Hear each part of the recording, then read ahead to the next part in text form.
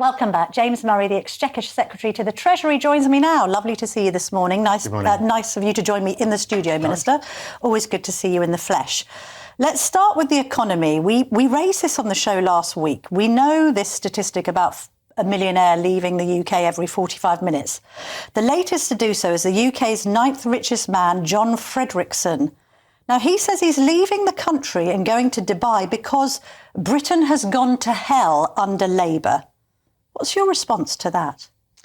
Well, I'm sorry that he feels that way, because obviously we want people to stay in the UK and to invest in businesses here and to create jobs and wealth in the UK. And what we're determined to do is to get the economy growing, because we know that the way to have more money in people's pockets, the way to have more funding for our public services in the long run is through economic growth. And that's why we're so focused on that as a government. But it's not going very well, is it? Growth is now negative in May, down 0.1%. In fact, it's down to an extent that Rachel Reeves, when she was in opposition, said would necessitate an emergency budget. Well, look, in the first quarter of this year, we had the fastest growing economy in the G7. And if you look across the whole of this parliament, some of the big decisions that we've taken in the first year in government have meant our growth forecasts have been upgraded. So some of the big decisions we've taken around planning reform, for instance, making it easier to build homes, means that economic growth has been increased over the course of this parliament. Well, hang on a minute. Let's just drill into these figures here, because we do hear this rhetoric from Treasury ministers. Everything's going brilliantly. That's not what the statistics suggest. So we had that 0.1% fall in May after 0.3% in April. Obviously, you're talking about the first quarter, but that was before the budget changes kicked in April. April was known as awful April by some in economics because of the impact of that budget. We've got inflation now up to 3.6%. We've got unemployment up to 4.7% from 4.4 in January. We've got almost 110,000 fewer payrolled employees since March. We've got the worst job market slump in more than 4 years. And as I say, we've got 16,500 millionaires having fled the UK. So it's not gone well, has it?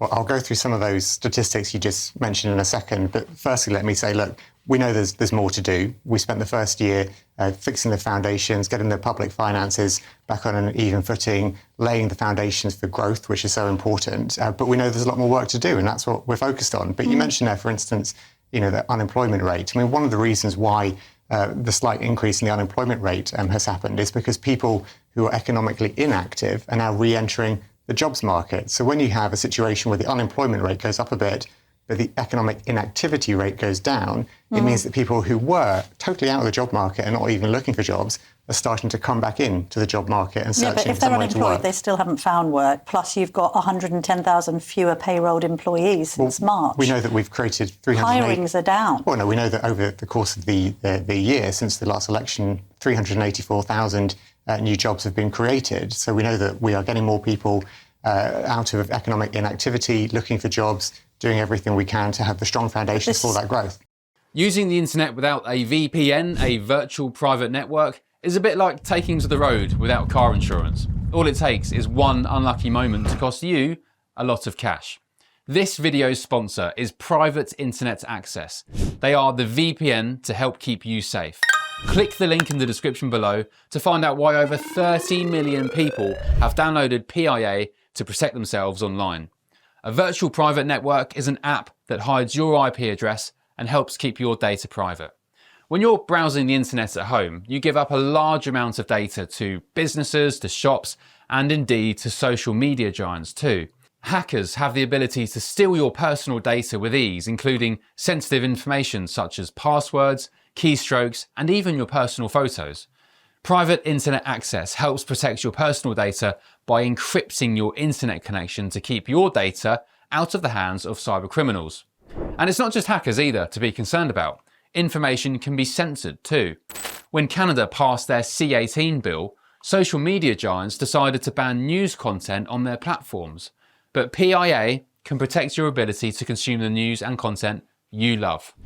Private Internet Access is available for Windows users, Mac OS, Android, Linux, iOS, and you can use one PIA subscription to protect an unlimited amount of devices.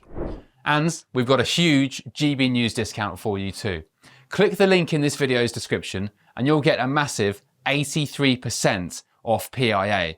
That's under £2 a month, the price of a coffee, and you'll get an extra 4 months completely free on top.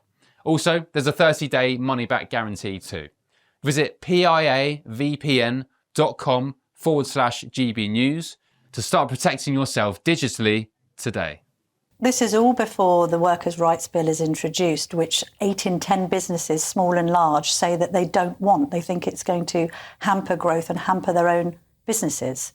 So it's not a pro-business government, is it, this? Well, we've been working with those businesses to make sure that we, as we introduce employment rights legislation, which is so important to give people and families security, we're working with businesses to do that. But can I just say one point, which is that what businesses were telling us all the time in opposition, and they tell us now as well, is that what they want above all else is stability. What they want is as much certainty as possible. And that's why fixing the public finances was so important for us to do in the first budget last year. But you haven't fixed the public finances, have you? Because government spending is going to reach a record level by the end of this Parliament. No, we can't. So in what world have you fixed government spending? You're spending £100 billion more. No, we came into office, the Chancellor set out her fiscal rules, and those fiscal rules are non-negotiable. But you've borrowed more, haven't you? We had to take some difficult decisions. Have you borrowed more? Well, the fiscal rules... You've borrowed more and you've taxed more. Let me just explain about... But just a simple answer to those questions. Have you borrowed more? Let me just explain about borrowing, Camilla, because this is a really important point, which is that the 2 fiscal rules the Chancellor has, number 1, the stability rule, means that day-to-day spending has to be paid for through tax receipts. So not through borrowing, it has to be paid for through tax receipts. You can invest, though, and that's what's really important to get our economy going. And if you saw the budget and the spending review, the Chancellor set out all this extra investment in transport, in housing, in infrastructure. Extra investment is one way of spinning, extra borrowing and spending. Are you borrowing and spending more in this Parliament? Yes or no, James Murray? There is a difference between borrowing. You are. There is a difference between borrowing for day-to-day spending, which is unsustainable, and investing in the future of the country. And is the tax take going up? Is the tax burden going up under Labour, yes or no? We had to take some difficult decisions at the budget. So the answer to that as well is yes. We had to take some difficult decisions at the budget last year. And one of the reasons why we had to take difficult decisions over taxes at the budget last year was to fix the public finances. OK, but I just want to establish, so that we're not kind of rewriting history here, that tax and spend is up under Labour, isn't it? Well, look, you know that we had to take those decisions at the budget last year. Is it a yes? You know that we had to put taxes up at the budget last year. Can you just say yes? Tax and spend is up under Labour. Yes, it is, Camilla. We had to increase taxes at the budget last year, and part of the reason why we did that was to stable the public finances and to invest in public services. OK, let's have a look at this police unit that's been set up to monitor anger over migrants. Do you really think that the great British public needs their thoughts to be policed more rather than their streets? Well, I think that people want more police officers on their streets, which is why that's a focus for the government, because we know that people want more police, not just in their local streets, but also in town centres, where a lot of issues are happening now. And that's one of the focuses of the police work that we're doing as a government. But we spoke about this earlier, actually, to Stephen and Dawn, who were presenting the breakfast show. The statistics on prosecutions of small boat facilitators are really quite damning for Labour. Prosecutions have fallen by more than 60% in your first year in office. Meanwhile, we've got record number of illegal immigrants entering on small boats, up to 33,000 between July 2024 and June 2025. Can't be blamed on the Tories. And then we've got just 446 individuals charged with an immigration offence between that period. That's just 1% of those crossing on small boats. So you're not smashing the gangs. In fact, the gangs are having a smashing time under Labour, aren't they? No, look, we know that the issue with small boat crossings, with the asylum backlog, is something that is really important to people across Britain, and we're determined to crack it. And look, hang on, James Murray, hang on. The rhetoric isn't matching the statistics I'm giving you. let's just make it really simple, and I'm going to put it like this. Illegal migration into the UK has risen by 50%, 50% under Labour. In what world can you saying we're smashing the gangs, we're dealing with illegal migration be true if I've just given you that figure?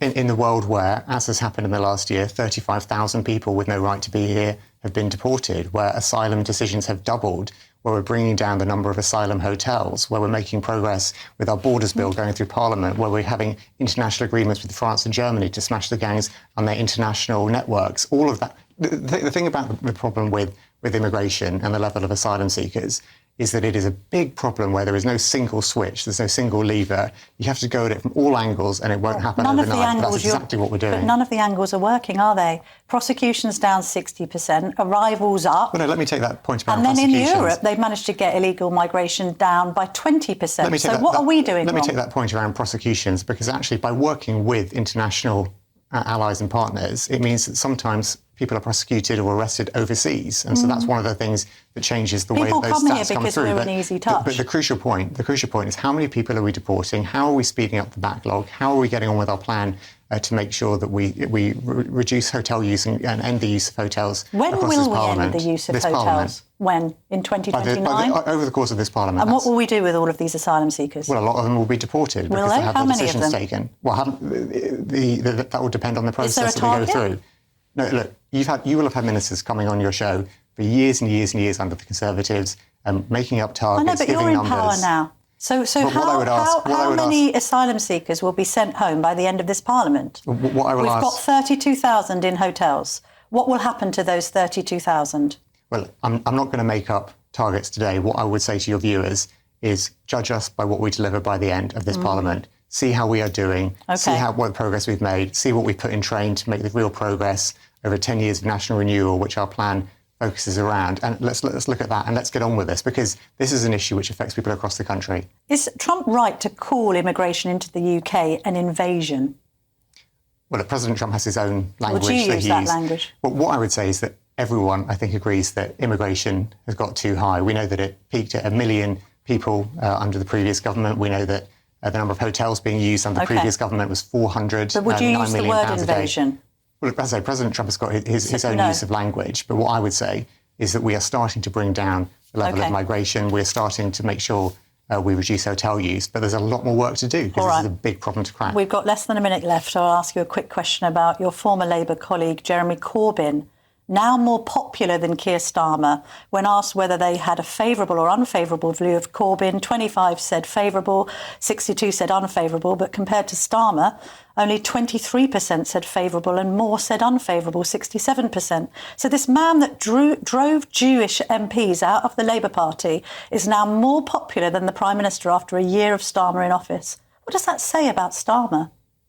Well, Keir Starmer is focused on delivering our promises to the British people, and that's what our government is all about. It's all about putting more money in people's pockets, getting NHS waiting lists down, improving schools. It's about getting the economy growing. That is what we're focused on, and we will be judged by delivery. For 16 and 17-year-olds has backfired terribly if Corbyn benefits.